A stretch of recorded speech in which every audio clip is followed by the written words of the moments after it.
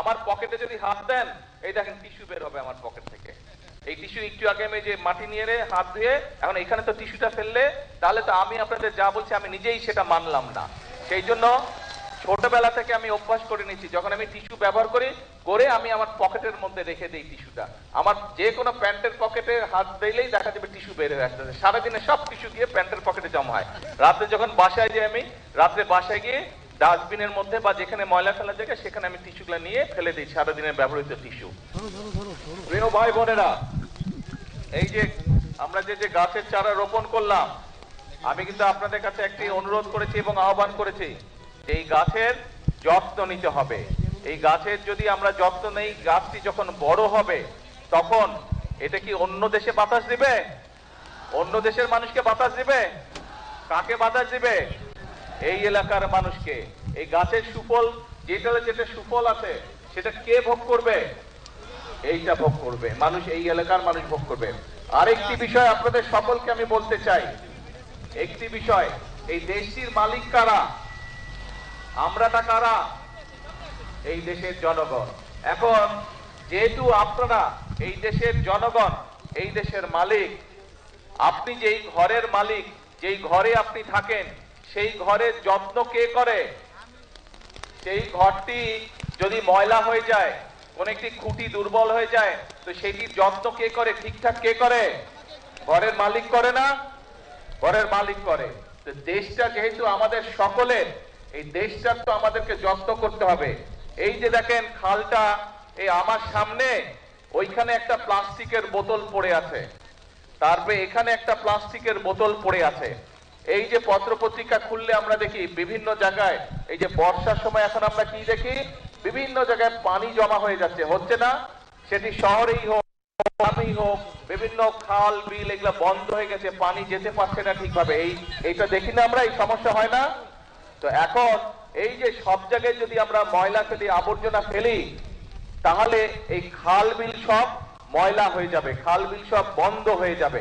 এবং খাল বিল যদি বন্ধ হয়ে যায়, এই খালটি যদি চালু থাকে, এই খালে যদি পানি প্রবাহিত করে, উপকারটা কাদের হবে? এই এলাকার মানুষের হবে। অর্থাৎ সারা দেশের খাল বিল যদি ঠিকঠাক থাকে, তাহলে বন্যার সময় যেরকম ক্ষতি কম হবে, পানি যেমন খালের মধ্যে থাকবে, ঘরে বাড়িতে কম ঢুকবে, একইভাবে খালের পানিও পরিষ্কার থাকবে। যদি আমরা খালের যত্ন নেই, আমাদের নদীগুলোর যত্ন নেই, সেই পানি তো আমরাই ব্যবহার করি। তো সেই জন্য আপনাদের সকলের কাছে আমার অনুরোধ থাকবে, এই রাস্তা দিয়ে আসার সময় দেখলাম যেখানে সেখানে বাজার আছে, সেইখানে বিভিন্ন রকম কাগজ পত্র, পলিথিন, প্লাস্টিকের ব্যাগ, বিভিন্ন জিনিস পড়ে, প্লাস্টিকের বোতল পড়ে পরিবেশটা একদম নষ্ট হয়ে যাচ্ছে। পরিবেশ যদি নষ্ট হয়ে যায়, তাহলে ক্ষতিটা কার হবে বলেন তো? কারণ এই যে ঢাকা শহরে গেলে এই বিভিন্ন পরিবেশের কারণে ধোঁয়া, গাড়ির ধোঁয়া, ট্রাকের ধোঁয়া, ইঞ্জিনের ধোঁয়া, এই ময়লা, মানুষের শ্বাস নিতে কষ্ট হয়। এই গ্রামে আসলে তাও কিছুটা ভালো লাগে, তাও কিছুটা বুক ভরে শ্বাস নেওয়া যায়। কিন্তু এই আবর্জনা দিয়ে যদি সব জায়গায় ভরে যায়, তাহলে তো পুরো দেশের পরিবেশ নষ্ট হয়ে যাবে। তখন ছোট বড় সব মানুষের ক্ষতি হবে, শ্বাস নিতে কষ্ট হবে, শ্বাসজনিত বিভিন্ন রকম অসুখ বিসুখ হবে।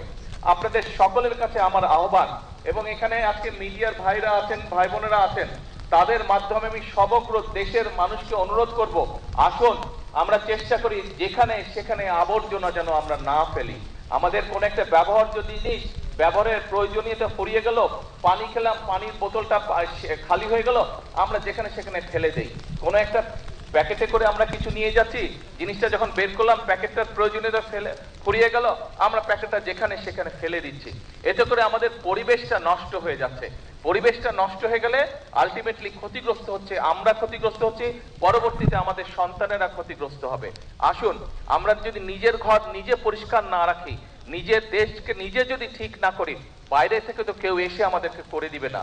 আমরা যখন ছবিতে দেখি, টেলিভিশনে বা অন্য জায়গায় যখন অন্য অন্য দেশের ছবি দেখি, আমরা মাঝে মাঝে বলি না, আহা ওদের রাস্তাঘাট কি পরিষ্কার, কি সুন্দর, বলি আমরা মাঝে মাঝে, মনের মধ্যে আসে না এই কথাটা?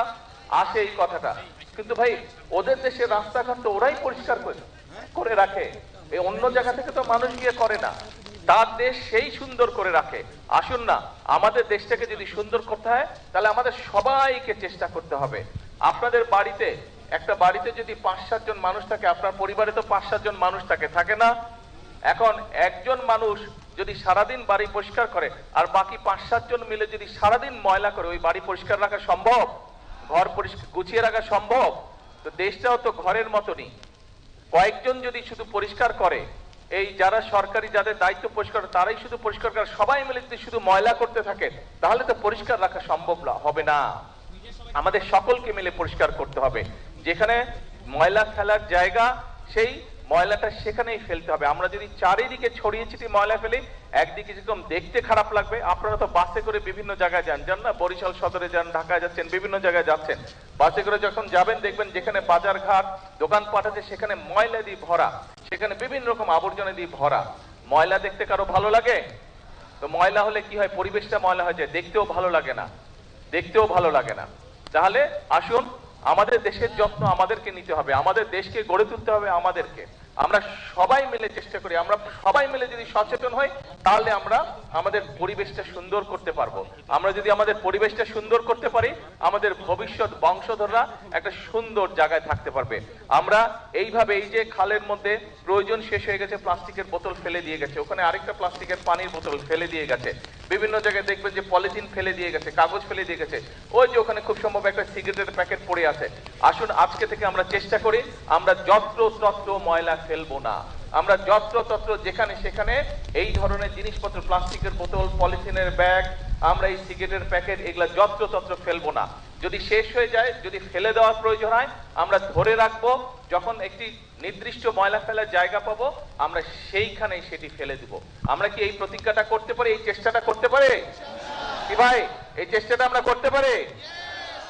খুব কাজা। আমার পকেটে যদি হাত দেন, এই দেখেন টিস্যু বের হবে আমার পকেট থেকে। এই টিস্যু একটু আগে আমি যে মাটি নিয়ে হাত ধুয়ে, এখন এখানে তো টিস্যুটা ফেললে, তাহলে তো আমি আপনাদের যা বলছি আমি নিজেই সেটা মানলাম না।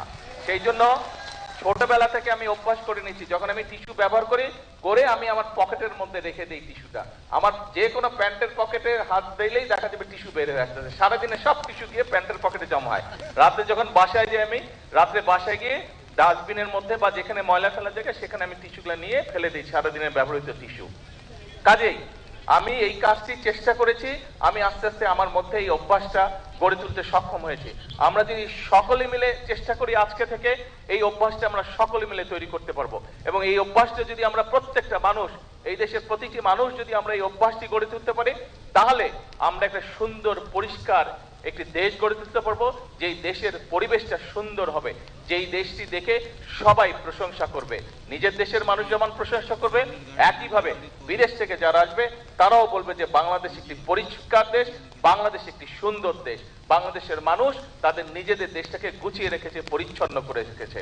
প্রিয় ভাই বোনেরা, আজকে আপনাদের সামনে আমি কোনো রাজনৈতিক বক্তব্য দিলাম না, কারণ রাজনৈতিক বক্তব্য থেকে নিজের দেশের জন্য ভালো কিছু করাটা অনেক অনেক অনেক গুরুত্বপূর্ণ।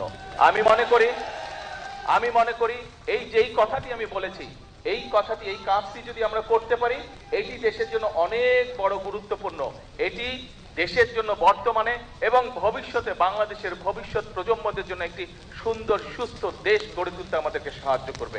আসুন আজকে এই বৃক্ষরোপণের দিনে, আজকের এই কর্মসূচির দিনে আমরা সকলে মিলে প্রতিজ্ঞা করি যে আমরা আমাদের স্ব অবস্থান থেকে প্রত্যেকটি মানুষ যতটুকু সম্ভব হবে আমরা চেষ্টা করব আমাদের আশেপাশের পরিবেশের প্রতি আমরা যত্ন নিব। আমরা চেষ্টা করব আমাদের আশেপাশের ঘর বাড়ি রাস্তাঘাট যতটুকু সম্ভব আমরা আমাদের অবস্থান থেকে আমরা চেষ্টা করব সেই পরিবেশটিকে রক্ষা করার জন্য, পরিবেশটিকে পরিষ্কার রাখার জন্য, পরিবেশটিকে সুন্দর রাখার জন্য। আপনাদের কাছে এই প্রত্যাশা রেখে আমার বক্তব্য শেষ করছি। আল্লাহ হাফেজ। বাংলাদেশ জিন্দাবাদ। বাংলাদেশ জাতীয়তাবাদী দল জিন্দাবাদ।